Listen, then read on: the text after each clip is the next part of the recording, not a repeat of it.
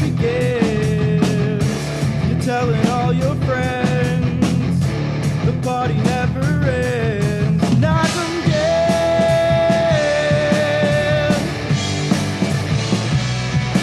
Knockem dead.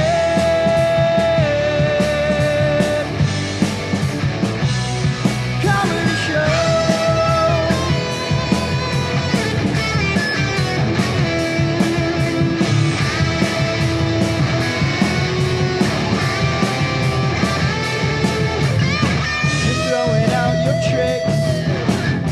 I'm gonna get my sticks.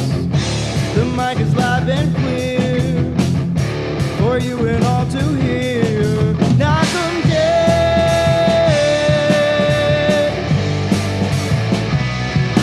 Knockem dead.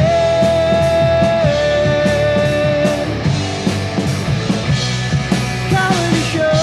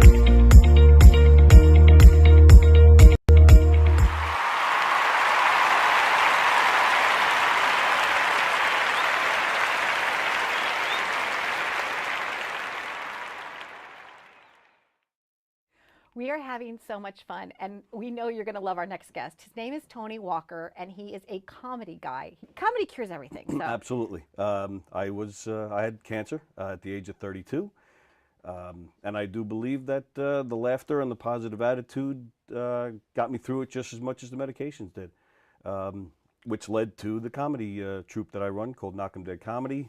We do dinner theater, murder mysteries, game shows, kid shows. You know, we're not stand-up or anything like that, just comedy shows, variety shows. So you go to restaurants and where else? Like theaters? Restaurants, private parties, corporate events, fundraisers. Did I say fundraisers? Fundraisers, firehouses.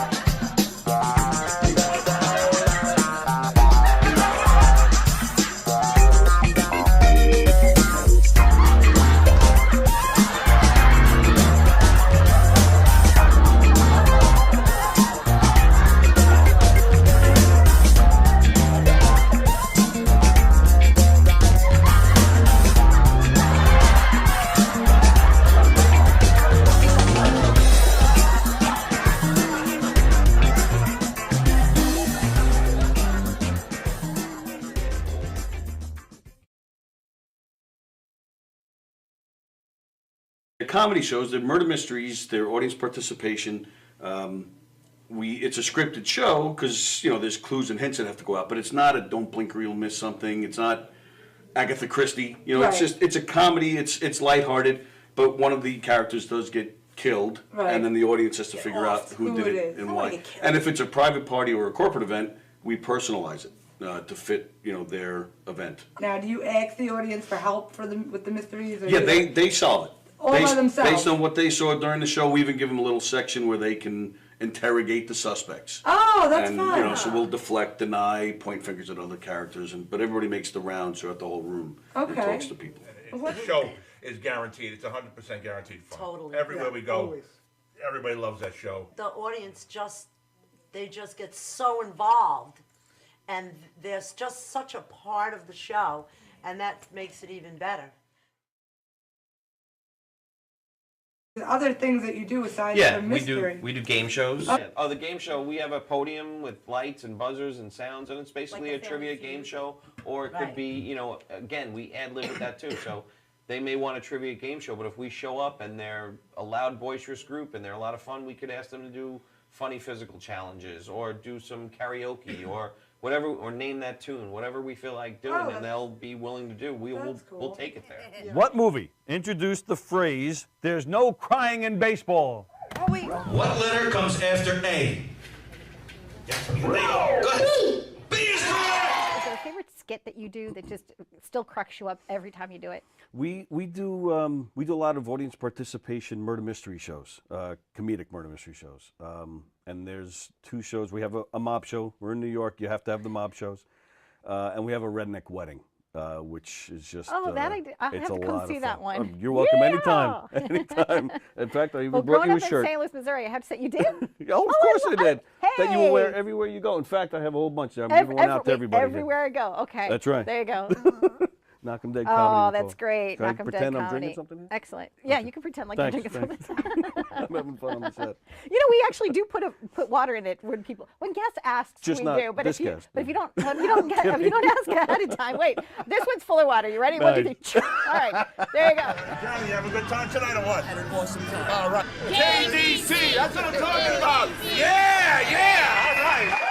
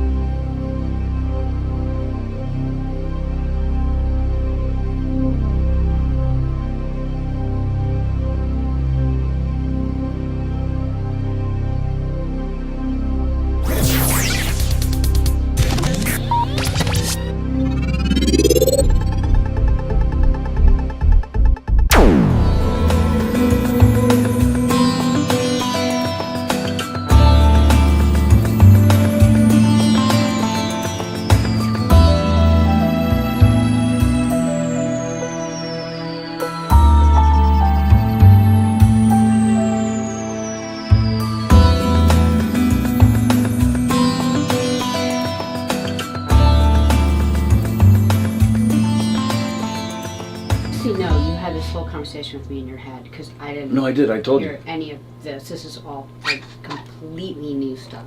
So weirdo. I feel like you need to move over more because things right in your face.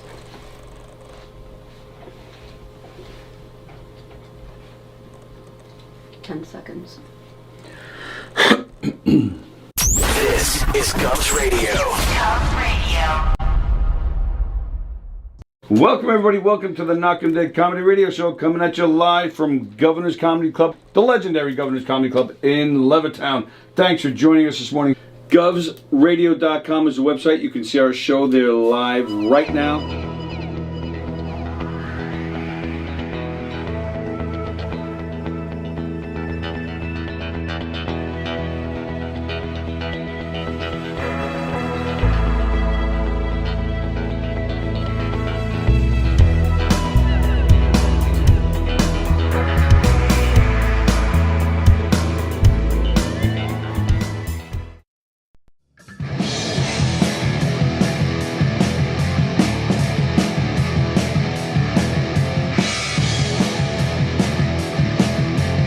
Knockem dead.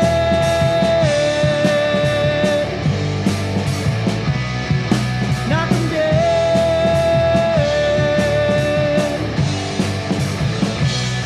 Comedy show.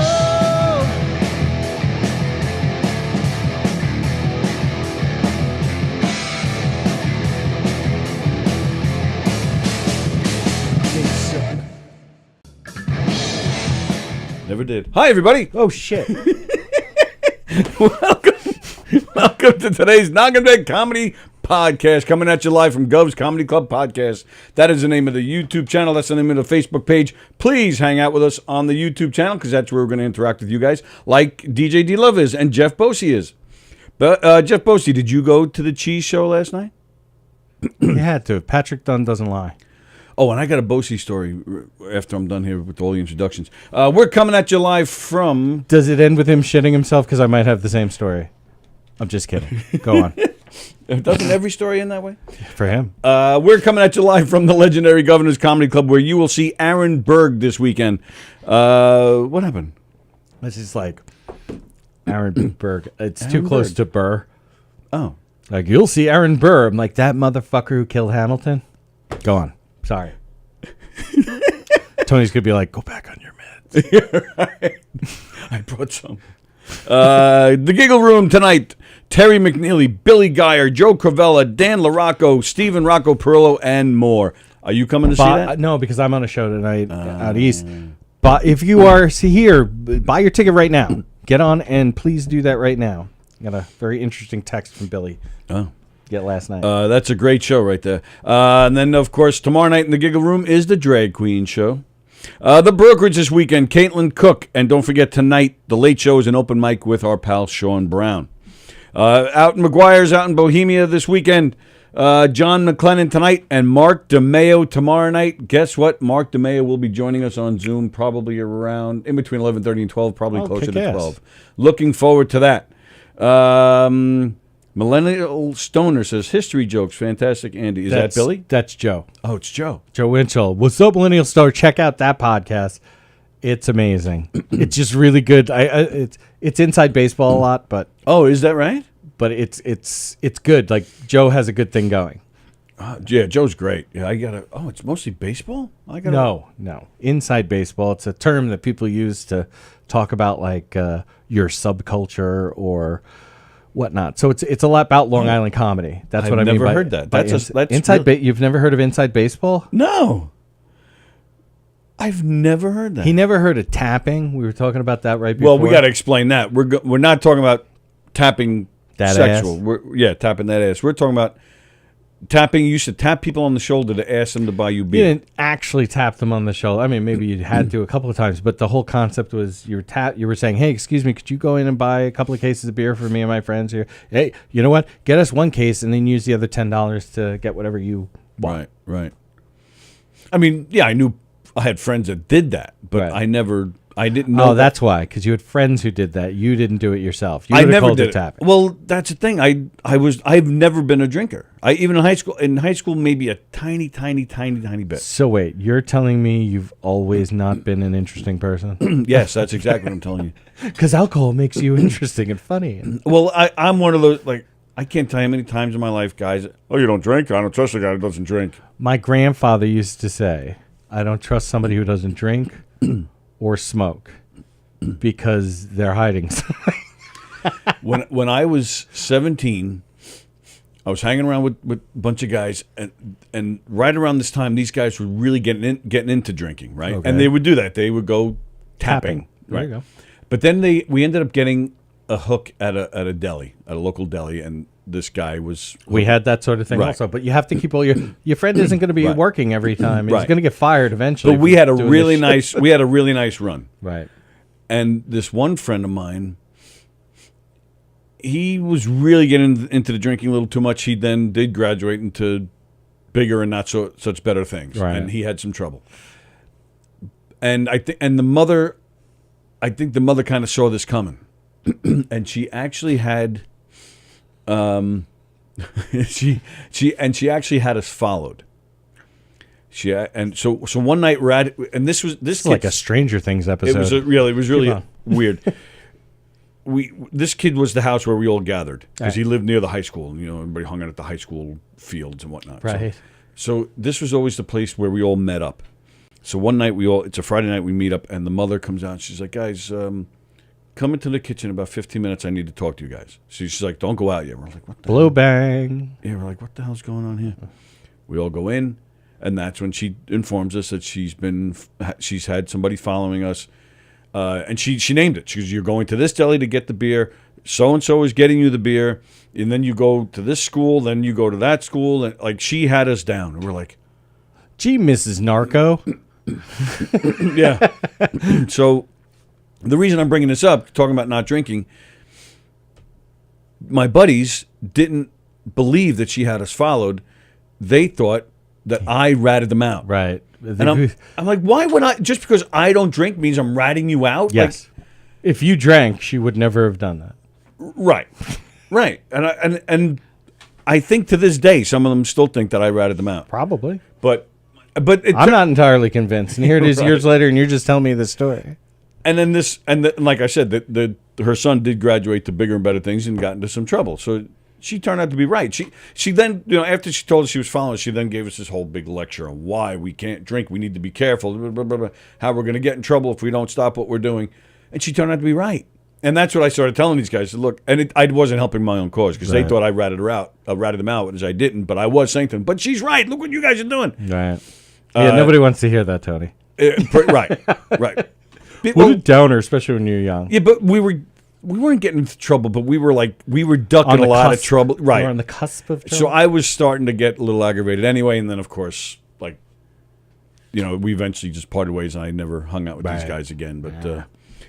But yeah, I've never been a drinker, so so maybe that's why I didn't. But even then, I don't remember my friend saying, "Hey, we got to tap somebody." No, it wasn't like that guy. That really didn't. It wasn't like Joe makes fun of me whenever I want to get. Joe Winchell makes fun of me anytime I want to pick up some weed or something. He'll be like, he's like, Andy, you're so adorable. He's like, why? I picture Andy being like, excuse me, can I have one drug, please? You don't. That's not what you actually do. You don't go, hey, pull into 7-Eleven. I'm just gonna go tap. That's not what it was. It's more of like a recounting the story kind of thing. Oh, so last night I tapped this guy. He told me to get lost. That's how we got our beer. Like it's a quick Yeah. way. It's a shorthand way of saying like that's how we got the beer. Right, Versus because there are a bunch of different ways. Like we had one of those drive-through Dairy Barn things. Yep. And the guy who worked the Friday night shift lived across the street from my best friend and used to beat the shit out of him when we were little. But he was he was older. Matter of fact, yeah, he's the president of a school board somewhere on Long Island. Oh, that's funny. And so yeah, we pull up and like you had to have Rob in the front so he could be like, "Hey, what's up, Neil?" Right. Names have been changed. Hey, what's up, Neil? Oh, what's up, Rob? Hey, what are you guys doing tonight? Yo, we're just driving around. Think we could get like a case? Yeah, look at what? What do you guys want? Budweiser. Because you're a kid, you don't fucking. Oh yeah. You don't care about calories. Right. And that's true. Otherwise, we would have went with Bud Light. But then we had another one where this guy Dan Perez, a good friend of mine, both of these people I'm telling the story about are dead. So, to me, that's hilarious. Because then Dan Perez, who lived down the street from my mom, great guy. I knew him for so many years, but he worked at this place called Marquez Deli, which is no longer open. And what he would do was, like, when you last saw him on Friday at school, be like, we were on the same bus, and be like, "Hey, you guys gonna be out tonight?" "Yeah, Dan. Can you hook us up?" I'd be like, "All right, I'll try. Come by at like 6:15. This is my break, and I'll put a case behind the what do you call it? The dumpster or whatever, the woods that were right behind there." Mm-hmm. Be like, okay, and fucking A, you pull behind the strip mall, go down, slow roll down there, and be like, "Oh, there it is!" Somebody jump out and grab it, and then we would go around to get cigarettes and go in and be like, "Hey, give me a pack of cigarettes. Hey, Dan, thanks, man." Right. Like right in front of his boss, we're thanking him for giving us the beer. That's great. Yeah, those were our two main ways of getting. But then again, like a drinking, it wasn't as much drinking as it was smoking weed. So right. Good morning, Kirsten. Isn't that how guys got blowjobs at Central Park in the 80s tapping? Right. Yeah. That's what, that's exactly right, that. Joseph. That's in the what brambles. I know tapping as. In the brambles. That's where we would go. So, fuck, what the hell? Oh, my Bosie story. So he calls me last Bosie, night. not Bosie's. Okay, go on. Bosie, right. Bosie story, right. So Bosie called me up yesterday around, 4:30. And we're talking about whatever he was calling about, but I don't know what happened. I'm driving. I come off the LAE, and I was, I don't know, I was like in the Melville area, so that's northern, right, Nassau-Suffolk border almost, if you will, and probably maybe 20 minutes north of here. And I'm on the service road, and I hear him, and all of a sudden he goes, "Hello? Hello? Hello?" I'm like, "Jeff, I'm right here. I hear you fine." Jeff, he doesn't hear me at all. So he keeps just going for a minute. "Hello? Hello?" So finally he goes, "All right, I'm going to have to call you back." I'm like, "All right." So I hung up. And now the phone rings again, but again, he still doesn't hear me. And then, so that's it. He tried calling one more time. I didn't even answer it at that point because I knew he wasn't going to hear me. And I never even bothered. Like, I didn't text him. I didn't do anything. I wasn't like, I was in a bad spot. Like, for all he knows, I just hung up on him or something. I'm right behind you. Yeah. But I just, like, I didn't even bother to say, sorry, in a bad spot. I'll call you later. Right, Nothing. right. And I never called him later. Well, he doesn't deserve that kind of actual follow through. But go on. So, but that's my whole story. All right. Thanks. It's been a great show. I'm just gonna give up on Friday right now. I thought it was funny that that's hilarious. I didn't even bother to like make it better, or make it right, or explain to him what happened. That's so funny. You not being a good person. That's funny. All right, let's move on. Tell us about your hair. My hair. Okay, yeah. So I've been saying this for a while, and I've even had these conversations with my wife where I'm like thinking about dying. My mustache is dead. Death. Please, now take me. I've done everything I can to die early, and it just won't fucking happen. It just shows you I'm a loser. I can't get anything right. Right. I'd be one of those people that'd be like, and the bullet would travel around the skin and come out the other side. But anyway, I digress. So I've for a long time now I've been like, I'm not afraid of getting old. Let me go ahead and tell you, when my dad, who's bald, much like you, the male pattern baldness thing, though he always blamed it on Agent Orange. His brother, stone cold bald. His father, stone cold bald. But it was Agent Orange. It was Agent Orange. Which maybe it did have something to do with it, but dude, you look like everybody else in your family. Like, I never found a reason to blame anything. It's just, I'm bald. Okay, who cares? Well, so back then, and this is long enough ago, where my dad only knew like one way to get to where we were living in Port Jeff Station from Queens. Right. So he would drive out on the expressway, get off at 83 North Ocean Ave, go over Bald Hill. Mm-hmm. This is and so Don Sill, when I had my episode of, like, I think it was during quarantine, but we were actually like doing stuff outside. Oh, right. You filmed something there, right? We were at the Vietnam War Memorial. There used to be a sign on Bald Hill that said "Bald is beautiful." It wasn't like it was just somebody who put that sign. Thought in. they were funny, right? And my dad would go, "That's right, bald is beautiful." And when you're little, you really just want to be, well, I don't know. You don't even know who your father is. No, but like, if in like a normal non-Tony kind of world, you're just like you want to be that guy. And so even when I was like 7 or 8, I'd be like, yeah, I'm going to be bald someday because I look exactly like my dad. And so I was actually looking for, for years now, I've been saying I can't wait to go bald so I don't have to worry anymore. You just shave and whatever. Yeah. And I had bad hair, man. I'm totally fine with baldness. I had bad freaking hair. I didn't even think of my hair. Like, I never thought of my hair. It's just all like, eventually I'm going to be like that. I can't wait because then I'm going to be a part of something. We'll let you in our club. I'll look right. I'll look like my family. Not that I didn't. I look exactly like almost at least one male in every generation of my family. So balding, not a big deal. Getting older, dude, this is the journey. Like, that's how it works. You can't change it. You're not gonna get to go back and redo it. Right. So whatever. Like, even failing health and all that other stuff, I really doesn't scare me or anything. It's just like, okay, well, this is what's happening. So, not failing health in 9th grade. You mean failing health as you get older? Both. Both, Tony. I said that intentionally because there's actually another one, but that has to do with this cult I'm in.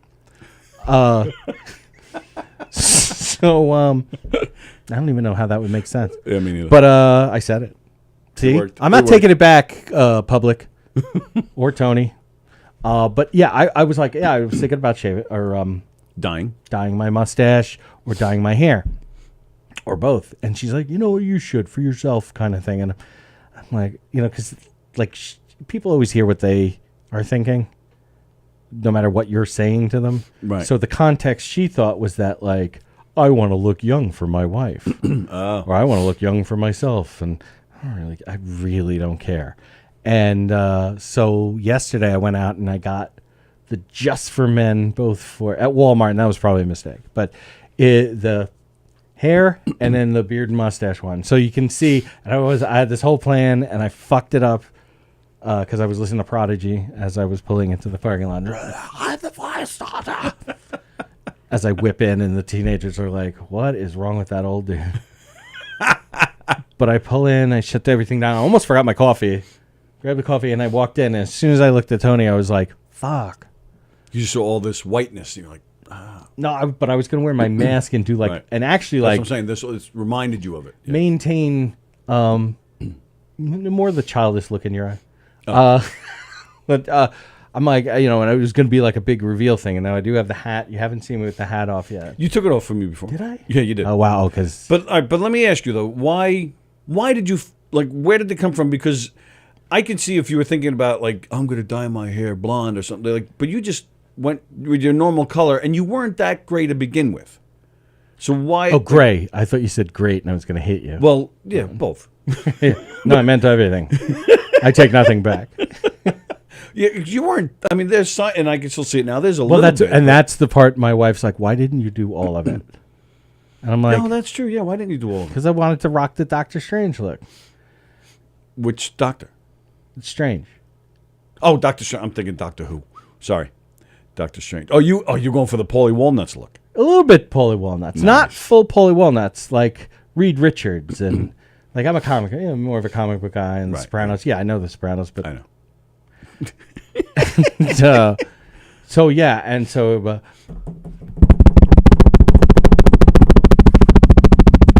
it looks terrible, which is kind of what I was going for. But because I know there's these lines and they'll fade and all this other stuff, but I mainly did it to do it for Dracula because I wanted it to look even more not right. Because I paint a widow's peak. Well, right, and that's why I used the picture today to advertise the show. Which is the picture that Cravella was like, hey, I can't see Andy's face. What is that? Yeah. It doesn't look that bad. That's a great Cravella. Oh. What's that picture? No, seriously, guys. What is that? Yo, what is that picture? He was killing He talks me. fast, too. Yo, what's that picture of Andy all about? What was that picture of Andy got? See, back in the day, what was that, like 2015? That's not back in the day, you fucking schmuck. Is he on? Anyway, if he watches back, Joe, 2015's not back in the day. But I'll go so far as to say 1995 is not really back in the day yet. It's a long time ago. That's 30 years ago already. It's a long time ago, but to truly be like back in the day, I feel like is like, I don't know, like when I was little. But it depends on who's saying it. I know it does. Usually that person is talking about when they were younger. But when he's in a room. But I'm with you. 7 years ago, to me, isn't back in the day. He's with you and Jay. Jay's a little younger than me. You're a little older than me. Yeah. Like, no. Yeah, you're right. That's not back in the day. So it doesn't. I know it doesn't look terrible, but it looks like I'm wearing a toupee, one, or that I've definitely dyed my hair. It looks natural on top. On the sides, it looks like it's more obvious that you colored it. Yeah. Well, I was kind of going for that. I'm sorry, I should say I was going for that. Like, it's not even kinda.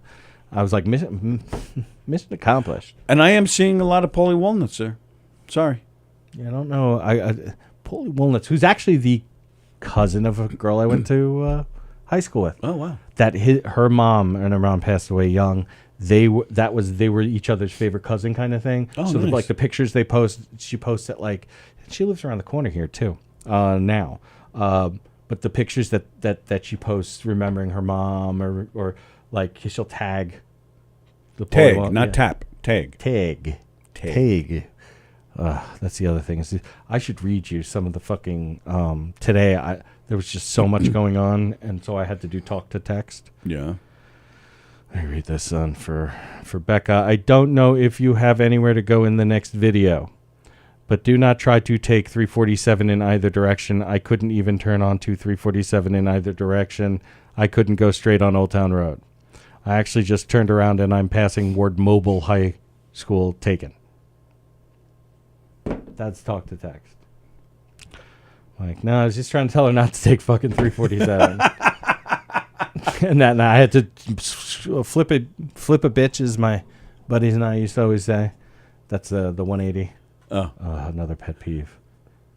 So I did a 360. Oh, so then you were going in the same fucking direction you were originally? Yes. Okay, that doesn't make any sense to this conversation that we're having, nor this story that you're now telling me. It really is one of my pet peeves. That's Though funny. I laugh at it, like being older. When I was younger, I would have been like, I'm sorry, what did you say? Right. Did you just say a 360? You stupid fuck. What is a 360? I don't know. It's like when you turn around. No, that's a 180, you mother. Yeah, I am a your, and they're guy. Yeah, I am too. So. I am too. All right, let's see. Hello, Carol Miner. Beansy, hi all, enjoying Facebook jail yet again. What did you do now, Beansy? He's there for the sex. Yeah, probably. Jerry Lahane says hair is overrated. What? The cult of Frank Zappa. Are you saying that Andy looks like Frank Zappa? Was wondering what was different with the mustache when I first tuned in. Oh, I'm seeing Kitty. Oh, yeah, Kitty. Carol, as a hairdresser, I'm scared where this is going. Carol, would you have done a better job here? I don't really think it's that bad. I did this myself. I'm proud. Hope you have waterproof dye, says Staz. You won't make that mistake again, says Kitty. Wow. No, and you can't write things like that with me.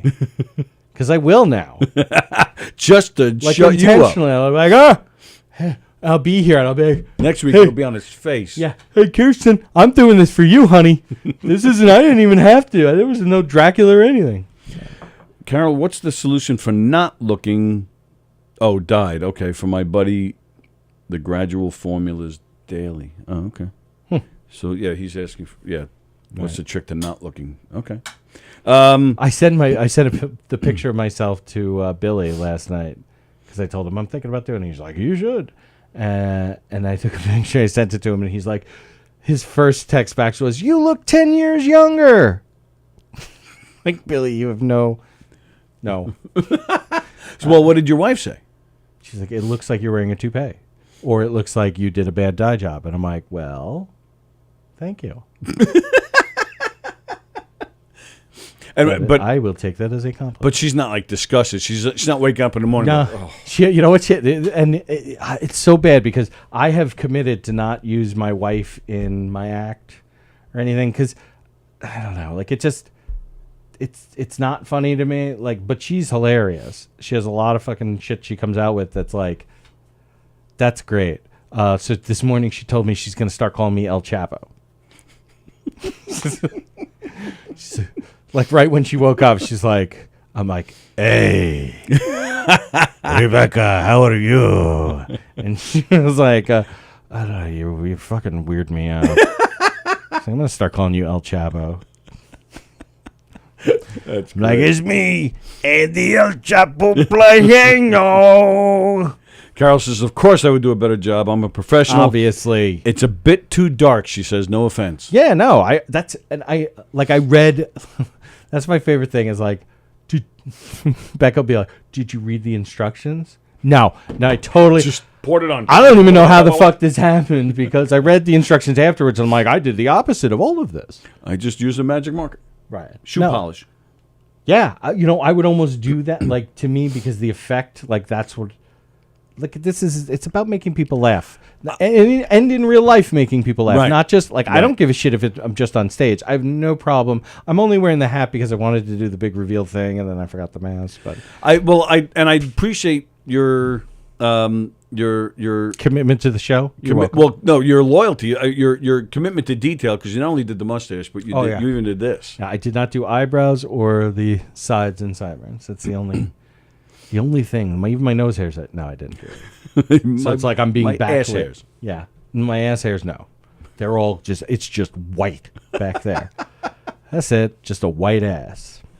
When it looks like shoe polish with no shine. Sweet.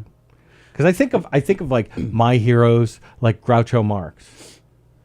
Like, if you really are able to see it in like a real good high, it wasn't until I was older and TV started getting more high def.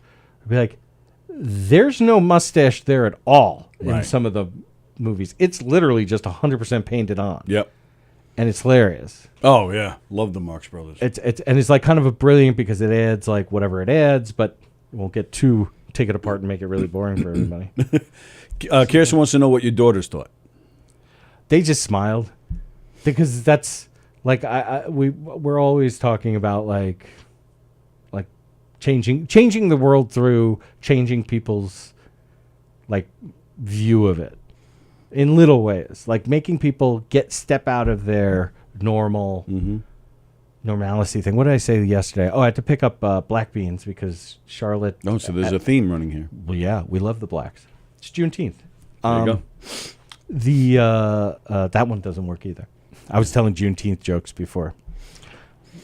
Yeah, you're not going to hear them. Exclamation point. Not in a recorded kind of situation. But situation. So I'm in there in the black beans, and like it's this young new girl behind the counter because the great quit and everything, and like now everybody's got different employees. Right. I've been going to this place since it opened in like 1995 or 6 or something like that.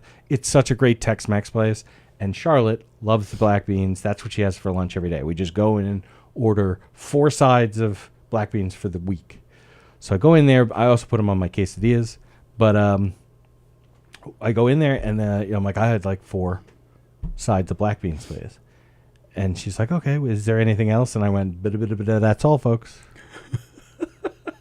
And like she's younger too, like no clue, right? No, she just she had their moment of like like that, and that I always tell the girls, like, if that happens and they see it, I'm like, you saw, right? She had a moment where she got to be happy while she was working. That she got to be like, all right, you know what? There's like a world outside of just like, can I take your order? Right. Here's your order. Do you want hot sauce? Right. Yeah. It's refreshing to them. It's just to stop. Like, one of my favorite things to say when people are want you to sign like a credit card thing or whatever. I always tell them I'll finish it and before I'll hold it up like this, like I'm obviously I'm going to give it to him, but I'm not going to see this on the internet in like a half hour, am I? And like it's just like even if they're like. Right. Who the fuck are you that Right. your signature on a credit card statement would be something I'd be trying to sell later? Like, you Googled, like, oh my God. Right. Now there is that little quick, is this guy famous? Who is this person? Just all of the implications. And I said, like, and I tell them all the time, I'm like, you want people weeks later to come up to you and go, I got it. Right. I got it. Thank you. Thank you. It really changed everything. And I didn't get it that day, but I got it on a day that I needed it. And you're like, because that's immortality. And then it gets into like all of like the, everything's about death. So like the idea of immortality is to be remembered.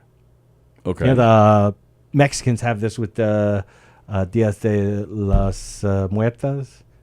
If I'm pronouncing that correctly. Well, now you're... Spoiler alert. El Chapo. Yeah. See. Like, you pay respect to your ancestors. But the thing is, I'm not going to be most people's ancestors.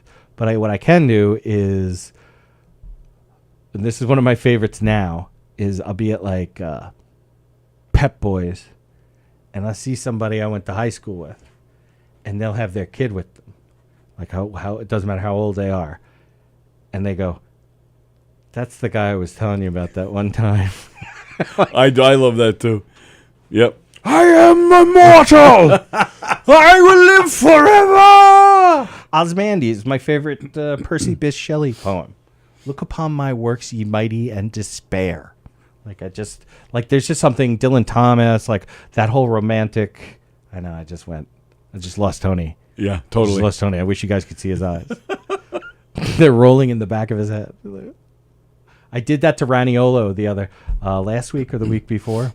Whenever I was here for the Green Room show, I went to see Billy was doing a headlining job at I remember. Coasters. Yeah. And Raniolo was there. And what were we talking about that I laid this real heavy fucking thing on him. And I watched his eyes glaze over, and I'm like, I am really sorry I just did that to you. But it's you know what it was? Oh brother, where art thou? Oh, okay. Is the Odyssey? Is Homer's The Odyssey? Right. Yeah. And like I started kind of breaking it down, and they had never heard it because they're young. It drives me nuts. I'm like, at least read the fucking Odyssey. I digress. But I'm explaining like the parallels and everything. And all she asked is, what did your daughter say? That's all she wanted to know. I don't care. I have the mic. No, we were talking about this before this. I have the mic. You have to listen to what I'm saying. Is that hard? Sorry. Yeah, this is Free Association Friday. That's right. That's pretty good. I like that. Welcome to Free Association Friday here at Gov's Podcast Radio Station. It is, at the sound of the tone, it'll be 11:36. I think they have a better tone. I'm a little surprised. Mark DeMay will be joining us shortly. He's playing McGuire's out in Bohemia tomorrow night. Go to govs.com and make your reservations. Maybe I'll try to. Yeah, it's a great show. He's out. Great. I like him a lot. I'll have to see what everybody else is doing. And he was in here with us on. Yeah, I met him a few weeks ago. He was very, very cool, very funny. Yeah, and looking forward to him.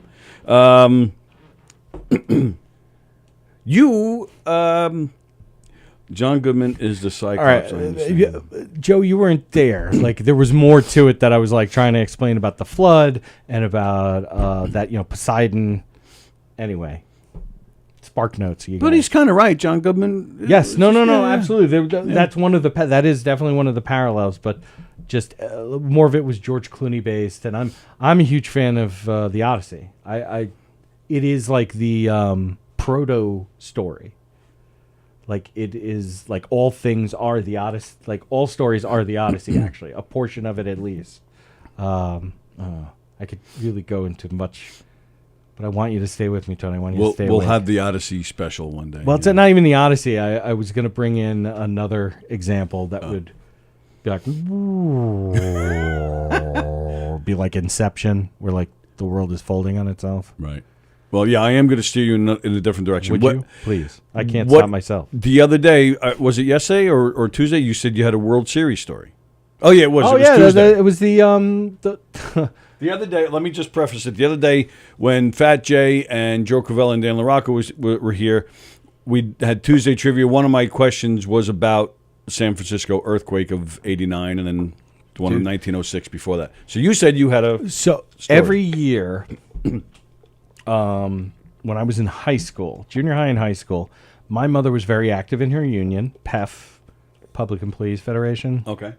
And right in that same week that was the World Series, the bulk of the World Series, whatever week that was. Okay.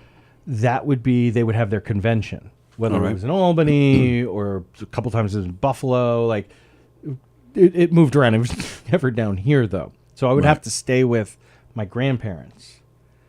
And my mom always made it, and for the first few years, my brother was there also, but then it ended up just being me. And like, I have my own way of looking at things and like dealing with shit. Yeah. So what I would always do is be like, oh, they love baseball. At the time I was very into when you're younger, you're very much more into the thing.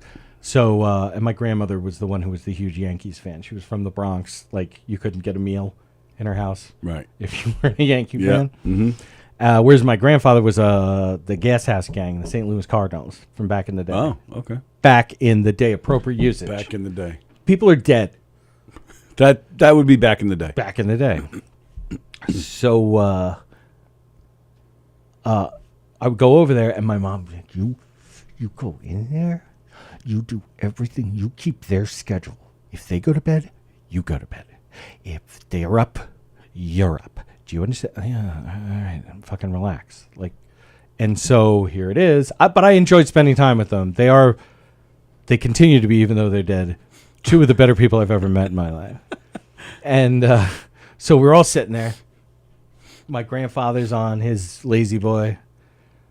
I'm on the floral couch that everybody's grandparents had back in the day. Yeah. And my grandmother's at the other end knitting. Just watching, right? Watching the game. Right now, because it was the pregame. Well, true. Right. Game hadn't started yet. Yeah. And that's why my memory of this is so specific, because it's one of my favorite times of spending time with my grandparents. Okay. And the deal was, as long as that game is on, we're all staying up. Second The second the game is over, I have to go upstairs. They go to their bedroom. And so we're sitting there, and they're talking shit about everybody, and they're talking shit to each other because my grandfather. These are the days of Jesse Barfield was the right fielder for the Yankees at the time, and they overpaid for him. Matter of fact, I always back in the day, I would explain that the Yankees' '90s dominance, that era, the table was set by the Jesse Barfield contract. Because at that time, the Yanks were toxic. Nobody wanted to go there. The Bronx Zoo had ended about 5-10 years before that. Right, yes. And it was like nobody wanted to come to New York. Scrutiny, this is where the whole media scrutiny and all that other jazz. Late 80s into the mid 90s, it was, the Yankees had a rough time. So I always point to the Jesse Barfield contract because everybody will tell you, they overpaid. They overpaid for him. But what it did was it sent a message to everybody being like, hey, listen, he was a professional, he was a good dude. Like, this is not somebody who was getting in trouble or anything. Right, right. But they were like, hey, if you're a good dude, we will pay you bank to come here and play for the Yankees. And that's how they built up their ability to attract free agents. Everybody always said, oh, the Yankees with all their money. There was a time nobody Steve Sachs was the second baseman. Alvaro Espinosa was the shortstop. People were like, who the fuck is he even saying that right? Right. Mattingly was the only one that you could. Well, and my personal hero, Steve Howe. I fucking love Steve Howe. He's the only person to be banned for life seven times from baseball and reinstated 8. Like, you can't. He was a great closer, too. It's too bad he was into the druggies. Yeah, because he was a talented player before things got bad for him, Yeah. He was my favorite Yankee in an era of everybody loving Don Mattingly. I'm like, but Steve Howe comes in and fucking shuts shit down. Yep. Bobby Meacham and Dale Berra. Yeah. Yeah. Oh, fuck. Yeah. That is a rabbit hole I can actually fall down when it comes to baseball these days. Because after a while, I'm just like, meh. All right, so you're watching the game. We're sitting there watching the pregame. They're all talking shit about. They're even talking shit. Tim McCarver. They both hated Tim McCarver, so they're both talking mad shit about Tim McCarver. All of a sudden, McCarver was there. Yeah. Yeah. So it was Al Michaels, McCarver. Yeah. And then there was a third. There was a third on their crew. I don't remember who the but third guy was. the screen like does that little shifting and goes. And you hear. I believe it's McCarver say something. Yeah. Yeah. Oh my God! Like there's like that sort of thing, and it freeze frames for a second and goes dark. Right. And my grandfather's like, "Goddamn Cablevision," and he gets up and he turns everything off. It's like, what? It's still daylight. It's not only still daylight, but I'm like, we don't know if they're not playing the game. What if the camera just went out? But he was like, all right, we're all going to bed kind of thing. I'm like, hold on. And my grandmother's like, Bob, sit down. Change the channel. And so I was the channel changer. The channel changer went with the and or I'm sorry, back then it was the box at the top. I'm like, went to channel 4 because I think it was on channel 2. Maybe it was on channel 4 and I went to channel 2. Yeah. It's one of those, and they're like, whoever was like, breaking now. There's been an earthquake in San Francisco. And then he was like, oh, geez. Sat back down to watch what happened. And we watched maybe 15 minutes of it. It's like, well, they're not going to play the game. And we had to go to bed. And so like here, it's like 8 o'clock at night. And so I'm upstairs where like all my aunts and uncles grew up. Right. My mom, like, and all their old shit. So like, I'm like going around rifling through their stuff. If one of you is watching, you know what I found. And I didn't call the cops. That's how much I love you. But yeah, I started trying on old 70s clothes. And read Say It Ain't So, Joe. The book about Shoeless Joe Jackson. Mm-hmm. My uncle was a semi-pro baseball player, was very loved baseball. It still does. And so, just, well, that's fucked up, but I don't care about the White Sox. Right. And or the Black Sox. In the vernacular. See of that? time. Still running with the theme today. Black Sox, black beans. It's Juneteenth. There you go. Weekend. All weekend. So we had to go to bed. Then the next day, I had school. And my homeroom teacher was my earth science teacher, who I had for first and second period, like lab and regular. Okay. So if I wanted to cut homeroom, if I wanted to cut earth science, I had to like. You had to cut second I had to period. cut right, exactly. I had to stay away for like an hour and a half, 2 hours. Nice. Smoking weed back in the woods behind the place. But anyway, then we got into this huge. It ended up being, and then now this is where it turns geeky science, whatever. It's like this massive argument between my earth science teacher, who was a great friggin' guy, Peter Lillaby. So you got Lil, me, Dan Perez, who was the kid who used to put the beer out for us behind the thing. Funny that Dan's in this is P. Perez, homeroom. And he and I were on the same side with somebody else, and Lil, we were on the same side. I think it might have been a girl, been like, that's not where that happened. Because we were looking at because third science, he's got maps, topographical maps and everything on the walls or on tables and shit. And so you're arguing over where the earthquake was? Yes. And I'm like, this is the same girl that How do you screw up San Francisco? This is the same girl that when I was in the junior year, we were outside smoking, cutting every period, but still being at school. And talking, she had like that, the crazy 80s hair. Yeah. And we live close enough to the ocean that we'd get seagulls if there was going to be a storm in the parking lot. And seagull shit right in her hair, and it was like, it got trapped in like the strands of like overly sprayed hair, because each strand was like, and it just, like we were looking at Lori Robinson. I know R, but we didn't have a lot of P through R's in my school. And she was in my homeroom. And like I was looking at her, and like literally it was just this, it just like appeared, like, because you didn't see it actually enter. Yeah. Mm-hmm. And it was like, and she's like, oh my God, what the fuck was that? And me and my buddy Alex were like, I think a seagull just shit in your hair. And then we lose it. Once you really realize it and it gets said out loud. Right. And she's like, fuck you guys. Screaming at us, yelling at us. And we're like, well, I didn't shit in your hair. Right, why are you angry at me? It's hilarious. If it happened to me, you'd be laughing. So she goes to the one payphone that's like in one of the hallways. Yeah. It was the hallway between the main part of the building and then like the gym and art and the auditorium wing. There was this one hallway, and that's the only working. There was one right next to it. There should have been two. Anyway, I thought, give me a dime. Well, and she goes, I'm going to go call Ryan. And her boyfriend was the older brother of one of our buddies that was in our grade, the Fannings. And actually, they lost their dad on 9/11. That was, and great family. But Ryan had to come pick her up from school. And she like, this was like spring. So it always makes me fucking laugh that like by the time it's spring, you know how many more classes you can miss before you have to repeat. Yep. So she's like, oh shit, I got to be back by 7th period. And this was like 4th or 5th. I have to go wash my hair. And we Regents review because we were doing our science review. Come back.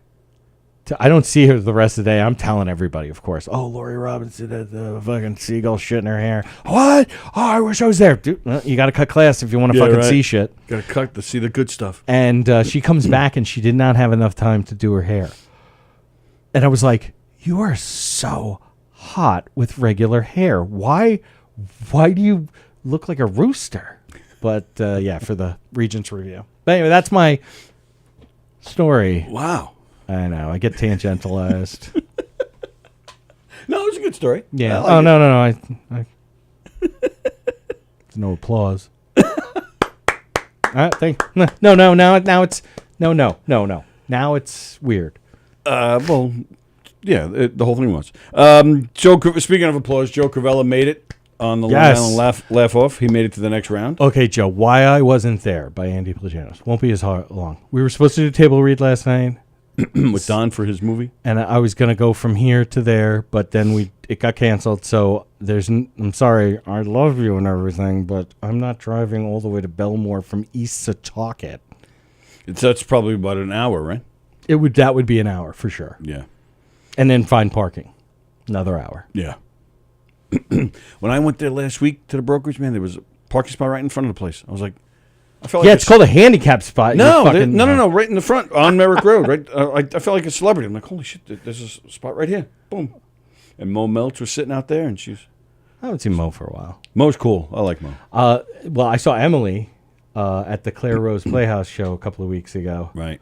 Which was really great. I haven't seen her in a while because she had like surgery in her. Right. I haven't seen Emily since before. Yeah. Well, and then the pandemic happened. Like that's right. This happened in like and it was just so wonderful to see her. And she's a lot of fun. I like Emily. It's also one of those like you realize like when you haven't seen a good friend for a while, and you see them and you're just like, I'm happy because I see you and I'm happy, and that's exactly. Nobody ever looks that way when they see me. Sallie, they're happy to see you. Yes. Yeah. It's the only reason I agreed to do this. But and Neil's just been here in years. Yeah. Thanks, Sallie. Saying something. I get zero sports boners. Me too, because I'm not gay. And then he said something too. I named Mars Odyssey after 2001 Arthur C. Clarke, part of the Halo of Orbiters, 1987 Ghost Rider. Right. Was that just random words, or was that a sentence? It's Mandarin Chinese. Oh, okay, that explains it. Is the Queen of Spades. We're gonna pull that out, and he's gonna be activated. Jerry, is there anything you were not a Ghost Rider of? Yeah, he's mentioned before. He has. Yeah, I've asked him that already. Yeah. Oh yeah. When some specific stuff comes up, I don't remember, but I know he said that a couple of times, several times. But. So congratulations to Joe. Yeah, Joe. All right, so we're kill him. I hope Joe win. To me, this is the kind of thing that Joe or somebody like Dan could win it because they're first of all they're funny. I am conflicted. I'm kind of like I want both of them to win, Joe and Dan. But they're young dudes, which is something that seems to be a positive. Yes. Which whatever. I don't that's not a criticism. That's just like what it seems to be. Yeah. Until they get like an older woman or ethnic person of any type. And Italian's not ethnic. Non-European. Let's go non-European. Non-European. All right, well, you had Matt Aravallo won it. Right. A few years ago. True. But he's very young. Like, this is what I'm saying is like any of those things, like they all don't have to be true. 2 out of 3 ain't bad. Who won last year? So Aravello is very funny. Yeah. But also very young. Who won last year? Last year was Tom McGuire, Port Jeff Station guy. Right. See, this is why you wouldn't fucking remember. If he was from Hicksville, he'd be like, he's from Hicksville, Tom McGuire. I want you to know I came this close to wearing a Hicksville shirt today, and I changed it because you were coming in. I'm glad I have that kind of power over you. I haven't really Speaking of boner, I haven't seen Tom McGuire much. He had to graduate college. Where did I see him? That's right. He was what? UConn, was it? Sacred Heart. No, he's up in Connecticut. Yeah, Sacred Heart. Okay. Where did I see him? And he came up to me. He's like, "Oh my God, I haven't seen you forever." We were McGuire's. Oh yeah. And I saw him, and I'm like, "Hey, you fucking done?" He was like, "Yeah." I'm like, "Because you need to start getting on this horse. You let all that heat fucking fade. Like this is." So is he trying to get back in, or is he still in school? Where is he? No, he's done with school. He's done graduated. DG, done graduated, and hopefully we'll see him more often. It's just like you have Billy Joel, I have Tom McGuire. Same thing. It's Jerry Lane. You guys feed me connection references, relatable, funny seagull hair story. Thanks. All right. We'll have to do that. We'll do that another day because we are awaiting Mark DeMeo any second. Oh, you know what I'll do? No. As we're waiting for Mark? I don't. Next week, a few weeks ago, we had Mark Klein in here with the Jill Goya Band.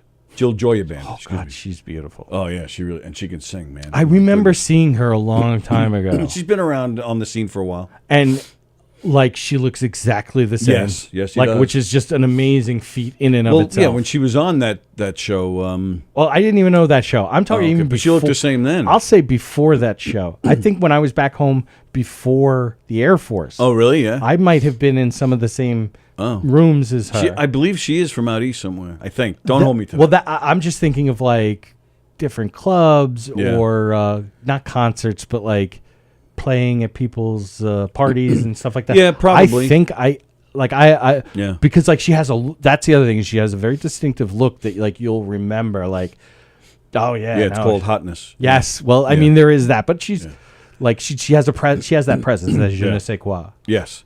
So Mark Klein, he was in here. He's the manager of Jill's band, but he also has a show out of Stony Brook. Oh. Every Friday morning from 8 to 10, Blues Warehouse, where he plays a lot of blues and rock. Thank God. Well, we all need some blues. But no, Nice just way to that start like the it, weekend. it would just suck if you named it Blues Warehouse and it was like disco ballet criticism. So next Friday, I'm doing his show with him. Oh, cool. So I'm not. I may not be here next Friday. Oh, okay. And then he's coming. Oh, you know what? I'll continue this story in a minute because I believe Mark DeMayo's here. Scheiße. All right, Mark, if you're there, hang on 2 seconds. 1,000. 2,000. Oh, why don't we see him? Oh, do I have to let him in? Admit. Let's see if that works. It's what happens with vampires. There he is. Hey. Hi, Mark. Oh, we don't hear you, pal. Right? Do you hear him? No, I do not hear him. Don't hear anything. I'm all the way up. Yeah, sorry, I think it's on your end, man. About now. Oh, hey, there it is. Whoa. All right, fuck this mic. I'm sorry. I mean, you can curse. We're at Governors. It's cool. I'd want to have dinner with it first. Is it like Chinese? What's going on, man? How are you? Yeah. Oh, what's the matter? Are you mad this morning? What's wrong? No. Listen, I'm good. I'm good. It's a good day. I woke up. I'm still alive. There you go. That's a good reason to be happy. You ever wake up and check if you're still alive? Every day. Yes, every day. That's right. And you got the usual suspects behind you. We actually had Kevin Pollak on this show once. Oh yeah, he's a great he's a good comic, man. Yeah, great impressions and all. Yeah, he's great. Yeah, he does a couple of really good ones. Oh, you know that's actually the album cover. Oh, for Bangers? Yeah. Nice. Bangers is Bangers is out there. It's actually you can see it on YouTube, can't you? Probably. Yeah. I do believe it's on there. Yeah, Bangers. That's your latest special, right? Yep. Nice. Yeah, that was shot during the pandemic. Okay. Nice. Turns out that I don't know. It wasn't a great idea, as far as I'm concerned. What, doing a special during the pandemic? It just didn't. You didn't get a chance to really work out enough, and I don't know. I liked it. You got great stuff, man. I'm a fan. The ghetto knock. It's a great bit, man.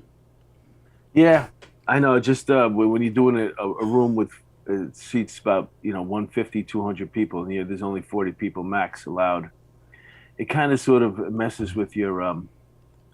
It just messes with you because you're used to bang. You work that club all the time. You know what the acoustics are like. Sure. You know how the joke's supposed to land, and then it didn't get it, and then it's just. Listen, I'm rarely happy when it comes to my stuff. I don't really watch myself. Yeah. I'm one of those people. Like I just hate me. And I remember we talked about that when you were in with us a month or so ago. I do remember that you came off the governor's stage. You walked out of the green room into the hallway. You weren't even talking to anybody. You weren't with anybody, but you said out loud to yourself, "Man, I wish I fucking said that better." I did the second night. And the irony is, we're talking about the slap joke, Will Smith and yes, that's what it was. Yes, Rock. I only had a chance to do that really twice, that Friday and that Saturday, because that was a story that went through the news cycle so quick. By 5 days later, it was old news. Well, all you had to do was swap out Will Smith and Chris Rock for Johnny Depp and Amber Heard, and you would have been fine. Right. Yeah, that turned out to be something, huh? I wasn't gonna watch it, and then I got caught up in this one Did you watch it? Did you? There I was- didn't. My wife told me about it, so it's just like I watched it, only longer and for like way less interesting. But go on. Well, there was one thing where she promised to donate. Trying to think of how $7 million. She wanted to donate the whole divorce settlement to two things: the ACLU and I forget what the other charity was. And it was 13 months since she had received the money, and she hadn't given a dime yet. But Right. Johnny Depp's attorney would go over it with her, and she would say, no, I pledged it. I pledged it. Well, did you give them any money? I pledged it. Well, you said you were going to donate the money. And she goes, well, donate and pledging is synonymous. No, And it's not. yeah, She no. like, just imagine if everywhere you went, you just started pledging. Yeah, give me that TV, and I'll take a new microwave and a refrigerator, and I pledge to pay you. Those PBS people are going to come for their tote bags if you don't deliver on the money. Yeah. No, I feel Yeah, it. yeah. It's incredible. Like, she's a broken toy, man. They both are. They both are. Yeah. Yes, absolutely. Some disturbing stuff there. The whole shitting on the bed. And all, I don't know. I'd be embarrassed. I don't care. Hey, if who I'm rich. among us is not shit on a bed? I'm sorry. Usually not on purpose, but Yeah, a couple of accidents for sure, but and it wasn't on the. It never makes it quite on the bed. It's always like kind of sort of stuck to me. I have a friend who because he was very into that trial, and this Billy. Oh, yeah. And so the joke that he's been telling is, it's crazy, the whole thing about her shitting in Johnny Depp's bed. I have never wanted to be Johnny Depp's bed more in my entire life. Oh, really?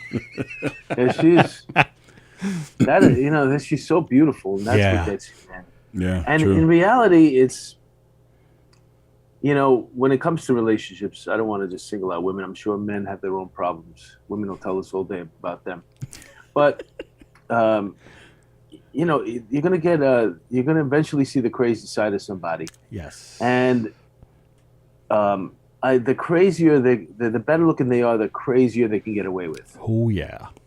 It's a Ugly crazy girls- economics. It is the They truth. keep, ugly girls are almost like guys. They really keep the craziness down to a minimum.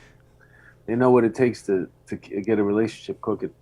But a Right. pretty girl, man, they know they can get away with it, man. Oh my God, the things Total you got to truth. put up with. Sometimes you wonder if it's really worth it. Yeah, that's the truth too. You enjoy showing off your trophy for a while, and then after a while, it's like, oh. If it weren't for lesbians and ugly chicks, yeah, women would be kind of just be there for show, I guess. That's what we're is what we're saying, right? Is that what we're saying? It feels like it. Feels right, but it feels especially if it's a pretty face. A hot body is one thing. You know what I'm saying? That's something. You got a nice car, whatever. But when you have a girl with a really pretty face, and you can't stop looking at her because she's so pretty, that's when you'll deal with almost anything. That's man. true. That is Yeah, it's amazing what we will sacrifice ourselves for. full disclosure, all of us obviously have that in our lives. It's like incredibly pretty women that we Yes. can't. I don't know. My wife doesn't normally watch this, but I got to cover all my bases. That's right. Sorry. Smart man. Yeah, quit while you're ahead. Let's switch subjects. Well, all right. Well, and speaking of actors, talking about Johnny Depp, Amber Heard, I just read something about you yesterday that I never heard before. Were you on As the World Turns? Yeah. You were? I used to do background work first, and then back when the soap operas were up and running on a daytime television, major, ABC, CBS, Yeah. NBC. A lot of them were filmed here in New York, and Right. if you were starting out as an actor, you can start off in soap operas by doing background work, and then eventually you'd once they got to know you and they could trust you and you made your way around there, you were on the set enough, they'd probably throw you a 5 and under, which means that you had an opportunity to do a line or two. Right. And then once you got over that hurdle, then you could probably maybe do another part, maybe a tape player. It was called. So I got a part that I played a captain of the SWAT team during a hostage negotiation scene. And since they shot the first scene that I was in on, let's say, a Thursday or a Wednesday, and they weren't going to come around to it until the next week, I had to sign a contract for that week and the following week. So basically, I was a day player, but for 3 days on As the World Turns. And that was and then I kept working for them periodically here and there. And it was a wonderful experience. I had a chance to see the soap opera world up close and to meet some really people that when you're a young actor that are in the business, and this is one thing that you can jump into. You know, Ray Liotta just passed away. May he rest in peace. Yeah. He was actually in a soap opera. A lot of actors started off Right. Oh, yeah. Mm-hmm. in soap operas. Well, that's my question on this would be like, did you get to meet anybody that like went on to do something dynamic, maybe not become a great star, but murder a bunch of people, something like that? No, but I'm actually still friends with Lauren B. Martin. She's an actress, and she's still beautiful, and she's still out there. And Cool. She gave me a part in her movie that she made. Nice. Very cool. And there was another actress that are on there that was her husband was actually a police officer at the time. So once she found out that I was on the job and moonlighting as this actor, she warmed up to me, and we became not friendly. Just to say friendly. And then everybody that's there, once you're there more than a couple of days and they realize you're not a jerk off, they'll be friends with you too. So it was nice. It was a really nice. In hindsight, if the soap operas were still around today and I was offered a part in the soap opera, I'd take it. Right. You work in you know where you're going to work every single day. That's right. Yep. If you're not the main dialogue is easy to consume once you're in that rhythm. Right. You know, everybody's like, how do you remember the lines? Well, it's my job. That's all I have to do. That's right. You could do it. Once you get good at it, you can do it pretty quick. Did you have to make give your soap opera faces? For those dramatic pauses. I was a theatrically trained actor, so nice. I was told to tone it down quite a bit. In theater, you have to be loud and hit the back of the room. Right, over the top. Make it echo. Yep. And now you get on the soap opera stage, and you're like, they're like, okay, easy. Come down a little bit. You just killed the sound guy again. Yeah. yeah. Let's bring it down. They're all trained actors. Oh yeah. Right. You know. And you're right. It's a ton cool of people. gig. I mean, yeah. It's a cool gig. Lot of hours though, right? That's another thing that's great about them. They pretty much kind of run a 9 to 5. Oh, really? Nice. Yeah, they don't. Wow. It's such a great job. I mean, you get to act.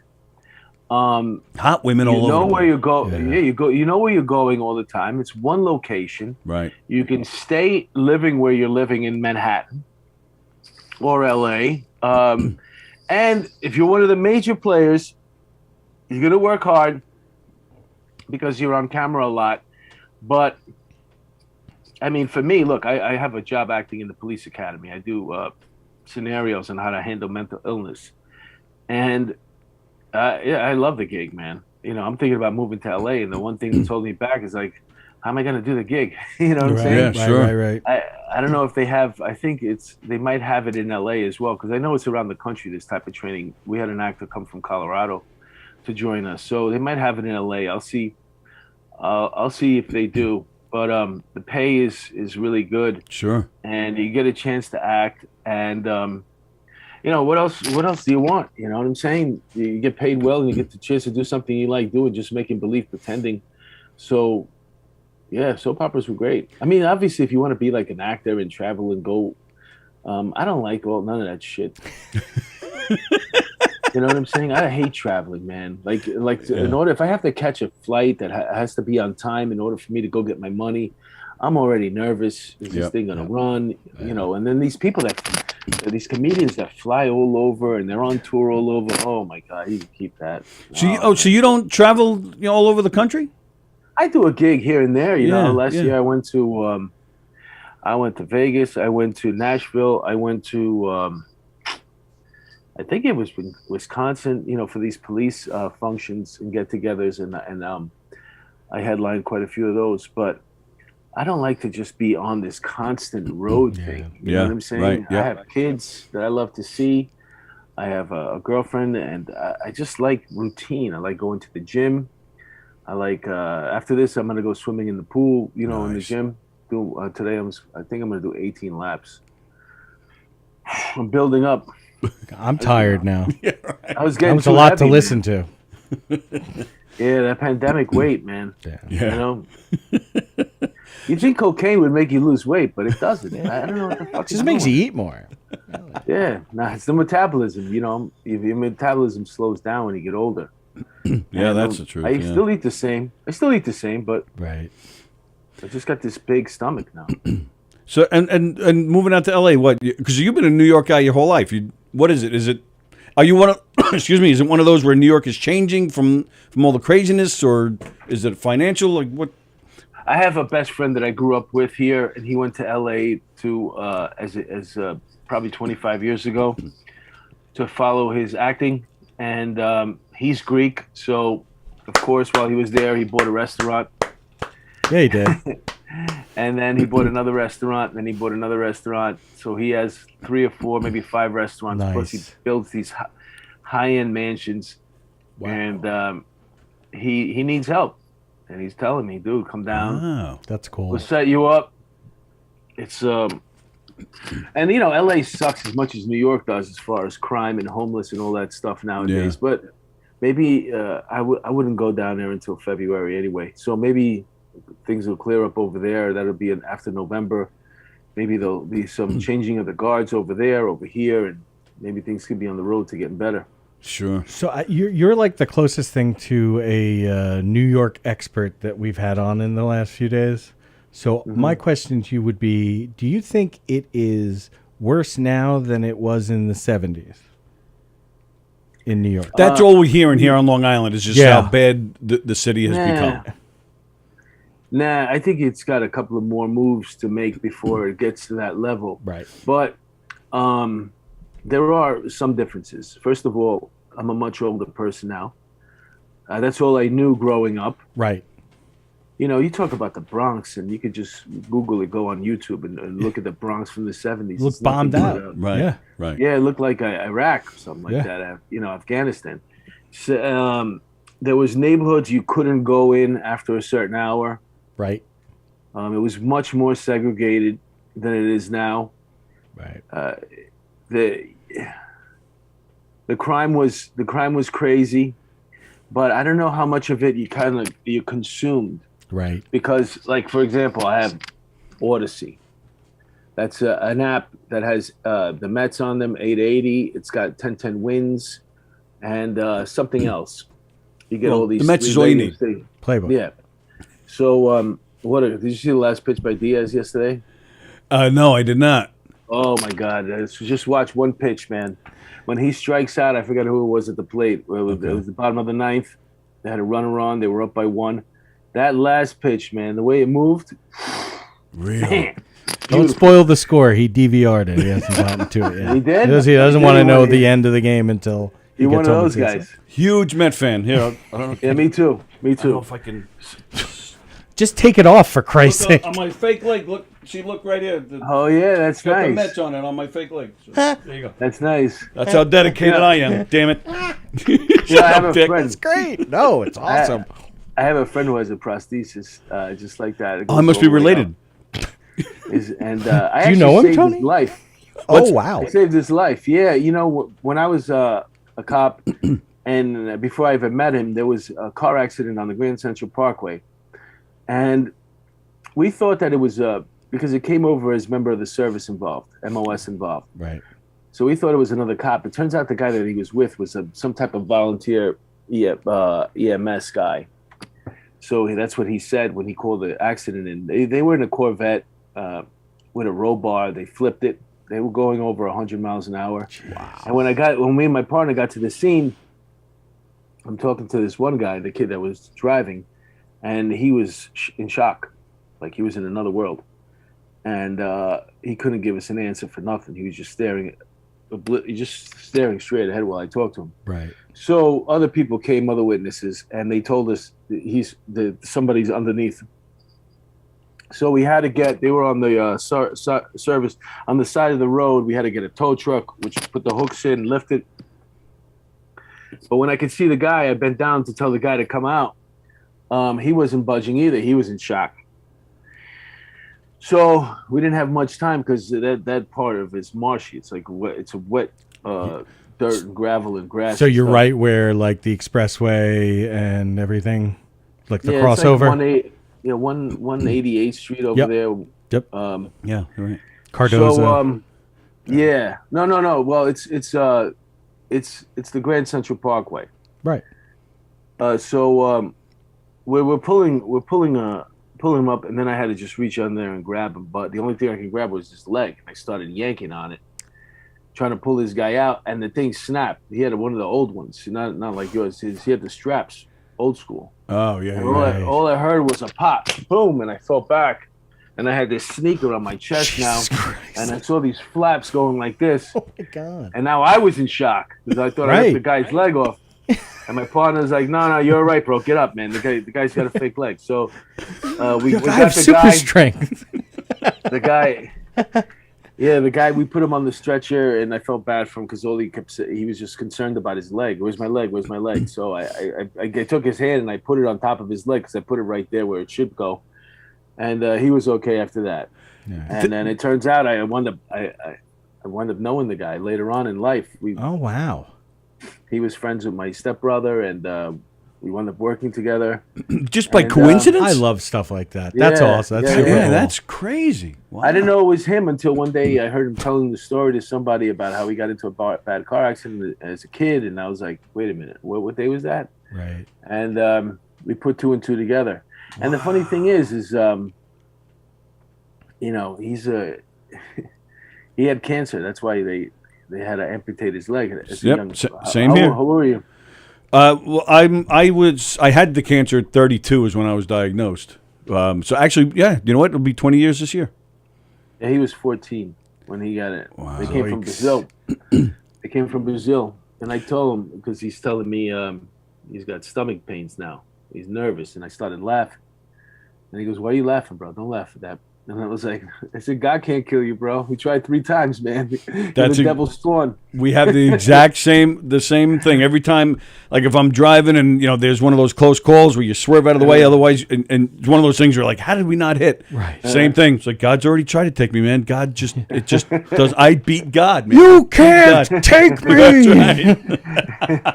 right. Wow. Yeah, and I was told that the type of cancer I had, they told me that it was a popular cancer with teenagers. Yeah, it's osteosarcoma. That's a crazy story, man. Wow. Yeah.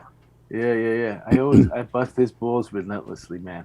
And I don't blame him for being worried about the leg. These damn things are expensive, man. This thing is worth more than me. He's got a new one now. He's got a good one now. Yeah, thank God. What do I tell him? I always tell him. I say the meanest things to him, but he loves it because. Oh, me too. I tell him. I said he got one leg. You only got one leg, half a lung, and no balls. That's so great. Can we even call you a man? Yeah, that's great. I do fucked up things to him too. Like sometimes if I saw him sitting there one day, I just grabbed the back of his head and I put it by my crotch and suck my big fucking face. And he gets so mad, but he likes the horsing around. He likes the guy, the camaraderie, the back and forth. You know, that I know he needs that because a lot of people might be delicate with him, and he don't want that. No, until that one time he actually accidentally even puts it in his mouth, like, and then all bets are off after that. Like, that's another friend I had. I said, imagine. I told him, I said, the only person that doesn't know he's gay is you. I said, you're a good-looking kid. You could clean up right now. You could make a lot of money right now. I said, you're going to be 55, suck your first dick, and realize, fuck, I could have been a millionaire.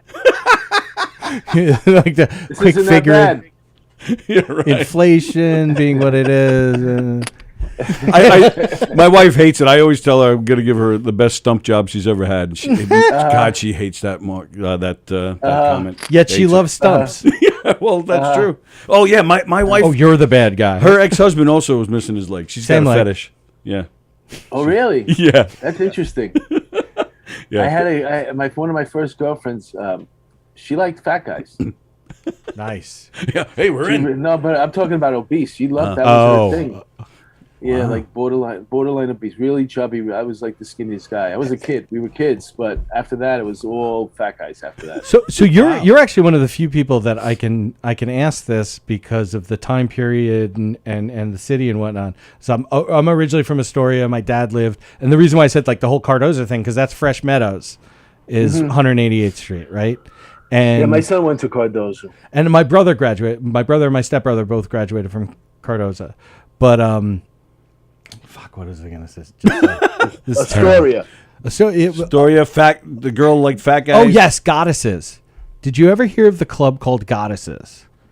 No. Because when I was in high school, like in the late 80s, early 90s, there was a public access show on Time Warner that my dad loved, and it was these great big morbidly obese white women, and they're like insanely skinny black boyfriends sitting on these couches talking about the club Goddesses that one of the people owned, and it was just we had a really good time the other night. I saw AJ was trying to hook up with Felicia. Like it was like everything was like labored because they were like that big. But I was just hoping that because everybody's like, no, I never saw that. My dad. I feel like it's just like my dad, my brother, and I are the only people who got to see that. Maybe it was. Maybe the club was. Like an underground thing. I remember Papagallos. I remember Silver Screen. Silver Screen, yeah. I remember. And Papagallos was a good one. And they were both good. I remember the Penny Whistle. That was the first, I guess, to call it a strip club would have been, it was a titty bar. Generous, right, yeah. There's a difference between strip clubs and titty bars. Thank you, yes. finally. I agree with speaking truth to power. And the bar Penny Whistle was on Ditmars, right off of 31st Street and 23rd Avenue. And it was, we were like, I wasn't even in high school, man, probably 13 years old maybe. Me and my friends would go there, and I remember there was two girls. One would take a chance, take her turn, and then the other one would come up after her. And at some point they said, we'll put on a sex show for you if we can get $100. So that was the first time I seen girl-on-girl action. I was 12 and a half, 13 years old in a bar. That's a great way to answer the question of, did you have $100? No. We all threw up. There was enough of us there to get the $100 up. But imagine if $100 back then was like, you might as well be giving them $500. They do say many hands make light work. So yeah, but it's just amazing how quick we could all come together as one. Literally, to raise money for these poor girls. Wow, 12, 13. That's crazy. That's a lot of testosterone and other shit running through your body. It's like, oh my god. Yeah, testosterone is it's a lethal weapon. I don't think most people are really taking into account. Look at all the school shooters. Right. You think it's a coincidence that they're all male boys between a certain age? Oh, it's that whole incel thing, right? Like involuntarily. Not one of them is getting laid. Yeah, yeah. None of them are getting laid. No, none of them. On a regular basis, nothing. I'm trying to think. There's a comedian that I know, that a female comedian that does this thing of like give a blowjob, save a life, and it's sort of like it lives in the same premise that we're talking about right now. That's very funny. Yeah, it makes complete. Yeah, these kids they don't know what to do with it. It's a phenomenal thing. Right. Incels that involuntarily celibate. There's a kid running around somewhere, and he's spraying girls with pepper spray and yelling at them. And he's a nice looking kid, but he's just so. I guess he's got that testosterone, like fucking. It's making him crazy. Are you happy that you've been retired since 2012, right? Yeah, it's going to be 10 years in a couple of weeks. Are you like kind of relieved that you're not, between the bad rap that cops are getting these days, and then between kids shooting up schools, are you like, man, I'm glad I got the hell out of there when I did? Yeah, I mean, I'd be lying if I said I wasn't. I don't know. It's a very, very, very difficult job now. I don't see. If I had to take a look into the future, I wouldn't think that we're going to have the same type of policing that we have right now. Yeah, right. We're heading towards. You ever see a movie in the future? You ever see a cop walking a foot post?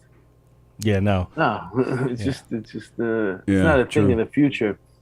We're going through a transition, and I wouldn't want the job now. I'm happy that my kids didn't have any desire to do it either. We need police officers, until we go through this. Good ones. I'm in the academy every week. I see these young recruits, and they look like they're ready to go. They're well trained. I wish them the best of luck. We don't have enough though, because people are retiring in droves right now. Yeah. Mm-hmm. And we're heading for a crisis, man. In New York, like we used over 30,000 cops, but to handle between 8 and 11 million people. You know what I'm saying? Throughout the 5 boroughs. Right. And now we're losing 25, 30 a day. Jeez. Wow. Every day. Yeah. Yikes. Yeah, that's You something. do the math. That's probably like 10 million a year. Yeah. Wow. You didn't get the I'm horrible at math. Well, I'm sorry. That's my degree. That's so right. I'm throttling back. If you notice, I looked right over I'm you. like, be nice to the guest, Andy. Are you Greek? I am. I'm part Greek. The most Greek thing about me is my last name, but yeah, I have family and everything. What is it? Plagianos. Plagianos. And Tikaris de Malaka. Tikanite. I grew up Polikala? in Astoria. I married a Greek girl, so I'm so sorry. All my friends are Greek. Nice. The best people. I got baptized Greek. Oh, did you? Somebody sprayed you with the spray? They dunk you. Yeah. Well, my father does this bit where he does like an honorary baptism for people, and he'll get the garden hose and just light them up. Yeah. I remember one time when I was a kid, I went to my friend's house. I had an earring. At the time, you might as well get a face tattoo, especially in Astoria. Yeah. I walk into his house. He sees the earring. He tells his son, "Ine pusti." I mean, is he a fag? Right. my son goes, no, ine pusti. And I said, no, I'm not a pusti, man.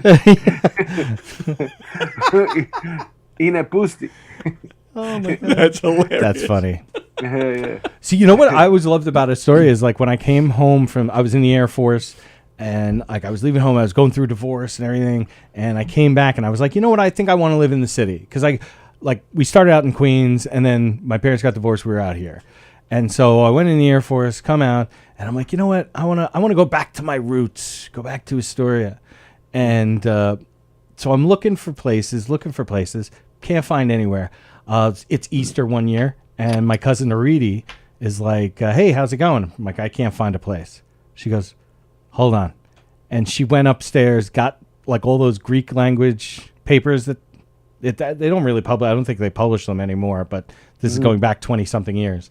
And she came out and she's like, no, it looks like there's a ton of apartments. I'm like, yeah, but it's the Greek language. They only want to rent to other Greeks. Wow. So. When I moved to Bayside, when I first got married, I remember we lived in a really beautiful house right off of Bell Boulevard. Oh yeah. And it was my ex-wife who got us basically because she was Greek. Right. They did the whole Greek thing. They talked to each other in Greek, and then she looked over and she says, "Yeah, he's Exeni," which means he's an outsider. Exeni. Oh my goodness. And then the landlord. The landlady's husband looked at me and goes, "Ine pusti?" Why does everybody keep asking me this? That's great. Very nice. So all right. So it's 12:30, which means you have about 15 minutes before you have to leave to get to McGuire's on time. No shit. There's a tomorrow night show. Tomorrow night show. Yeah. No, God, you should have already left. Holy shit, we've kept him too long. Yeah, right. It's an hour. Yeah, it's a good hour to get out. Yeah. Oh yeah, easy. Yeah, but always great crowds there, though, right? Yes. Yeah, I love Governors. Yeah, I love what they're doing. It was like one of my dreams or goals when I first started doing comedy. That since I lived in since I lived in Queens, that it just seemed natural that I would be performing in Long Island. Right. And I just couldn't wait until I got out there, and then now, I'm always grateful when I get a chance to perform there because I get a chance to promote it, and I always have people that I haven't seen in a while come out to see me. Nice. Very cool. And it's last time I was there, which wasn't that long ago, but it was the one Levittown. I had a table, my friend Craig and his wife, and it was just, we had a chance to talk afterwards and hang out. It was just, I hadn't seen them in years. Right. Oh, that's cool. That's all. So kind of like a hometown gig then, kind of. Yeah, I love Governors, man. Yeah, and the owner's absolutely. great. Jimmy's great. His wife is great. His son is great. It's just a wonderful place to perform, like family. Yep. Yeah. Yep. Spot on, man. Absolutely. And we're looking forward to you coming out tomorrow night. It's going to be great. Really looking forward to it. And we appreciate your time today, man. This was great. Always great talking with you, man. Thanks, You're a lot of man. fun. Thanks for having me. Anytime, pal. And, Thank you. I had a good time, man. Good. Enjoy the rest of your day, and I'll see you guys tomorrow. Sounds good. Yes. Thanks, Mark. We'll see you soon, buddy. Later. Take care. All right. You got it. Bye-bye. Bye-bye. Bye. That's hilarious. Hilarious. Yeah, that was cool. Oh, hey, Brendan Burt. Yeah, Cardoza is in Bayside, but where do all the kids from Fresh Meadow go for high school?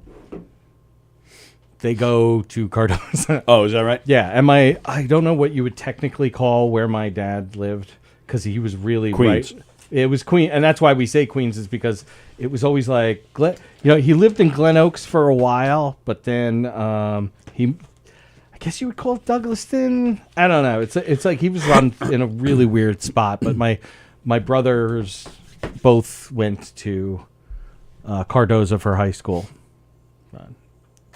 All right. Well, there you go. No, it was just You're yelling at Brendan Burt. Don't you tell me about Queens. No, it's just like you're right. Like you're right. Cardoza is in Bayside, but the reason why, and that's 108th. You can go to either. It depends on how far north or south. I had one of my brother's best friends lived in Fresh Meadows, right by the and you'll see it if you drive by the movie theater. He lived like 2 blocks from the movie theater, south of the movie theater, and he still went to Cardoza. Yeah, there you go. In Douglas, and went to Cardoza. What year did you graduate? Not that, because I mean they're huge schools, so it's not like you're gonna know anybody. Might know somebody. Yeah. Nobody I know. Right. They were not noticeable people. He was in Douglaston. Oh, so that's why Yeah. you asked him what year he graduated. Okay. Yeah. All right, we'll give it a second. My to see if brother he was responds. 91. My stepbrother was supposed to be 93, but ended up being 94. They're really old. Oh. Yes, they are. I'm the youngest of the 3 of us. So. No, I was just trying to be stupid. hurt me. I know. All right, well, as we wait for Brendan to tell us what year he graduated, I'm just going to say that make sure you get out to Governors this weekend, one of the 3 clubs. Or where are you tonight? Is this the show with Stevie GB? Yeah, actually, Stevie GB's the headliner. Where is that? It's in Mount Sinai. It's called Clyde's Bar and Billiards. Oh, okay. Used to be called Barton's, which is sort of the ancestral home of the Aragonés comedy clan. Right, yep. He graduated in 92. Oh, 94, 92. So you were between my brother and my stepbrother. That's crazy. Wow. Because I graduated in 93, but not at Cardoza out here. Right. Okay, so go see Andy tonight, or go to one of the Governor's comedy clubs. Tomorrow night, I'm going to try to. I'm going to talk to Billy and Joe if you're watching. If Joe, I think Joe has a show, but. Well, you're going to go try and see Mark DeMeo? Yeah, just hang he's out in great. a bar and not pay. Yeah, of course. I'm only kidding. We have no Green Room show on this weekend. We will be back next weekend. So that's it for this week. Sallie and I will be back on Monday. Oh, so that's what I was saying before. Next Friday, I will be on Mark Klein's Blues Warehouse show from 8 to 10 out at Stony Brook. And guess who will be with me? Joe DeJesu will be with me.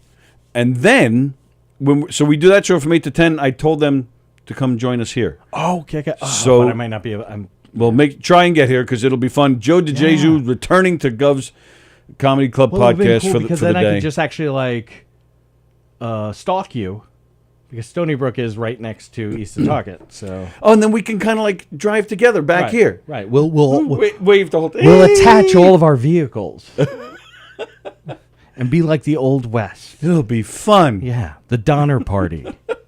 So that'll be fun next week, having Joe DeJesu return and hang out with us and have some laughs along with Mark Klein. So it'll be a fun show next week. But join us Monday. Sallie and I will be here Monday.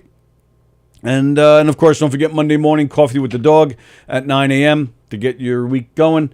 Brendan Burt says, I'm going to try to go tomorrow. Great show, guys. Thank you, Brendan. Cool. Appreciate all the support from you guys, as always. You guys have a great weekend, and we'll see you later. Peace. Hang on. We're still on. There we go. Goodbye.